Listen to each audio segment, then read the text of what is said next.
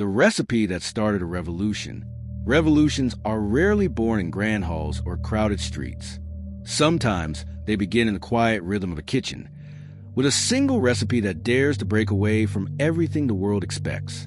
This is the story of a dish so deceptively simple that no one imagined it could ignite a movement, until it did. For years, the culinary world had been drifting toward excess. Plates grew louder, techniques grew showier, and chefs competed to astonish rather than nourish. Diners applauded the spectacle, yet many felt something hollow lingering beneath the surface. Flavor had become performance. Meaning had been pushed aside. And in the midst of that glittering noise, one chef sensed that something essential was being lost. To understand the revolution he sparked, we must return to the moment he stepped back from the chaos. He was a rising star, celebrated for his precision and daring compositions. Yet night after night, he left the restaurant feeling empty, convinced that his food impressed people but failed to reach them. He yearned for a connection deeper than applause, something honest, sincere, quietly powerful. One evening, overwhelmed by the theatrics his career demanded, he retreated to his childhood kitchen. The walls still smelled faintly of simmering broth, and the table bore the marks of meals shared with people long gone. He reached for ingredients not chosen for prestige, but for memory. A handful of grains, a modest vegetable, a seasoning his grandmother once used. He cooked slowly, without urgency or ambition. When he tasted the finished dish, he felt something shift inside him. It wasn't clever. It wasn't elaborate. It wasn't dazzling. It was real. It was human. A recipe that spoke not to the mind or ego, but to the heart. He knew, in that instant, that he could not return to the path he had been walking. The next day, he presented the dish at the restaurant. A bold, almost reckless act. Confusion rippled through the staff. Some questioned whether it was too plain, too humble, too unfashionable to serve. Yet beneath their doubts lay the spark of something undeniable. The dish carried truth, and soon the world would feel it too. At first, the dish slipped quietly onto the menu, unnoticed among the more elaborate creations that defined the restaurant's reputation. Servers introduced it cautiously, unsure how diners might react to something so understated. Some guests skipped over it entirely, drawn instead to the dishes with theatrical flair. But a few curious souls ordered it, often as an afterthought, a palate cleanser between spectacles. What happened next surprised everyone. Those who tasted the dish fell silent. Their brows softened, their shoulders eased. A calmness washed over them, as if the flavors reached into a place untouched by the chaos of modern dining. Some smiled without knowing why. Others blinked away an unexpected swell of emotion. They didn't simply enjoy the dish, they connected with it. Word began to spread, not through critics or influencers, but through whispered conversations between diners. They described the flavor not in terms of ingredients, but in terms of feeling. Warm, grounding, familiar, strangely comforting. It reminded them of home, of childhood, of a moment when life felt simpler. Soon, guests visited the restaurant specifically to order the quiet dish, curious about the recipe that made strangers feel seen. But with rising attention came rising tension. The restaurant's investors grew nervous. They worried that leaning into simplicity would alienate high-end clientele. They pushed the chef to remove the dish, insisting it diluted the brand he had worked so hard to build. Colleagues criticized him for abandoning innovation. Some accused him of romanticizing the past, instead of pushing boundaries as a modern chef should. Yet the chef refused to retreat. He doubled down, changing the menu to highlight the recipe instead of hide it. He spoke of flavor as memory, nourishment as truth, food as an intimate bridge between people. His stance challenged the entire industry, an industry growing more obsessed with spectacle by the day. The backlash intensified. Rival chefs mocked him publicly, calling his work regressive. Food magazines published harsh critiques, accusing him of rejecting progress. Online commentators argued whether the dish was genius or foolishness. Pressure mounted from every direction, testing the very foundation of his career. But beneath the noise, something extraordinary was unfolding. Home cooks began recreating the recipe, sharing stories of comfort brought them. Small restaurant adopted its spirit, simplifying their menus to focus on honesty over extravagance. Conversations about authenticity, once dismissed as sentimental, began to reshape public expectations of dining.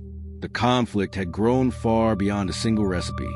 It had become a philosophical battle between two visions of cuisine, one driven by spectacle and one driven by sincerity. And as the divide widened, the chef sensed that the next turning point would determine whether his quiet revolution would endure or be extinguished by the very industry he hoped to transform. The debate around the dish surged with a force no one could ignore. Culinary institutions began weighing in, some praising the chef's bold rejection of extravagance, others warning that such simplicity threatened the artistry of modern cuisine. Food conferences featured heated panels about authenticity versus innovation. Social media became a battleground where passionate believers clashed with staunch critics. A single recipe had become a lightning rod for the entire industry. But inside the chef's restaurant, the atmosphere grew increasingly strained. Investors demanded answers, insisting the chef either return to the dazzling style that brought them fame or risk losing financial support. Staff members, once united by enthusiasm, began to fracture. Some embraced a new direction, inspired by its sincerity. Others feared the backlash might jeopardize their livelihoods. The chef could feel the weight of every worried glance, every whispered conversation that fell silent when he entered the room. One evening, during a particularly tense service, a renowned international critic arrived without warning. Known for their sharp palate and sharper pen, they had the power to elevate a movement or destroy it with a single review. The kitchen reacted instantly. Tension sliced through the air as clearly as a knife through butter. Every dish leaving the past became a test of the restaurant's identity. The critic ordered the revolutionary recipe. The moment the ticket appeared, the kitchen froze. The chef stepped forward, taking full control of its preparation. He worked without haste, without fear, letting the quiet intention that birthed the dish guide each movement. As he plated the final elements, a profound calm washed over him. Whatever happened next, he knew he had poured his truth into that bowl. The critic tasted the dish slowly, thoughtfully. The dining room fell into an unnatural hush. Servers moved as if underwater. Even the clink of cutlery seemed to soften, as though the room itself was holding its breath. Then came the expression the chef dreaded most, not disgust, not delight, but ambiguity. A furrowed brow, a distant gaze, a hint of internal conflict. The critic wrote a few words in a small notebook, closed it gently, and left without finishing their meal. No comments, no clues, just silence heavy enough to crush hope. Rumors spread within hours. Some said the critic had found the dish naive. Others claimed it was too emotional, too personal, too far removed from contemporary expectations.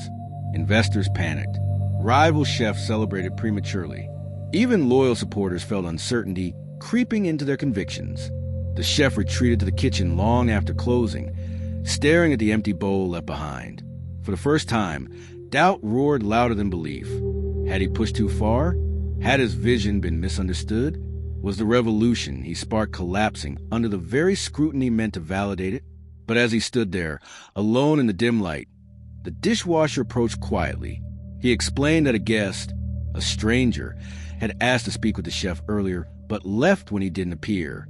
The guest had tasted the dish and wept softly at their table. They left behind a note, folded neatly, waiting on the counter. Hands trembling, the chef opened it. Inside was a single line. "You reminded me of who I used to be." In that moment, the chef realized the revolution was not about critics or institutions. It was about people, ordinary people who longed to reconnect with something real. And as he held the note, he understood that the emotional peak of his journey was approaching. The world could resist debate or misunderstand, but the truth behind the dish was alive, and it was just beginning to find its voice. The critic's review was published at dawn. It wasn't a condemnation, but it wasn't praise either. Instead, it walked a tightrope, calling the dish disarmingly simple and emotionally opaque, a work that might resonate deeply with some and not at all with others. It landed like a stone in the middle of the industry, sending ripples of confusion, debate, and curiosity in every direction. Investors panicked. They urged the chef to pivot, to abandon the recipe that had stirred so much unrest. Rival chef seized the ambiguity, arguing that the revolution he attempted had already faltered. Even members of his own team felt divided, unsure whether this uncertain review was a sign to retreat or a call to persevere. For a moment, the chef felt the world tilt, his vision wobbling under the weight of conflicting voices. But then something unexpected happened. The review sparked conversation, and conversation sparked interest.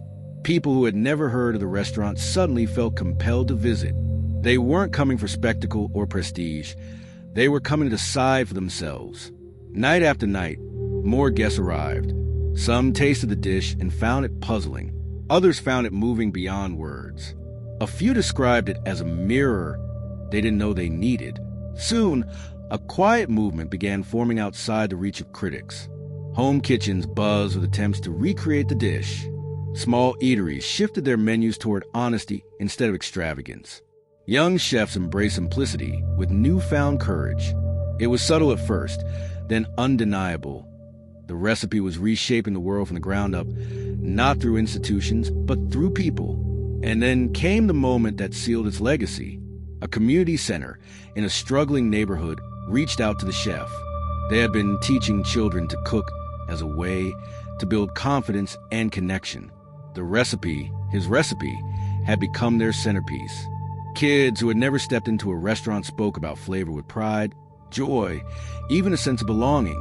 They didn't see the dish as controversial. They saw it as possibility, as hope. The chef visited quietly one afternoon, watching a room full of young hands recreate the dish with laughter and excitement. None of them cared about critics. None cared about trends. They cared about the way a simple bowl of food made them feel safe, inspired, capable. And in their joy, the chef understood something profound. The revolution had never been about changing the industry. It had been about changing hearts. He returned to his restaurant that evening with a renewed sense of clarity. The dish stayed on the menu, not as a statement, but as a promise. A reminder that sincerity can be radical, that truth can be powerful, and that even the quietest ideas can reshape the world if enough people feel them. Some revolutions roar, his whispered, and yet it changed everything. Subscribe to join the journey.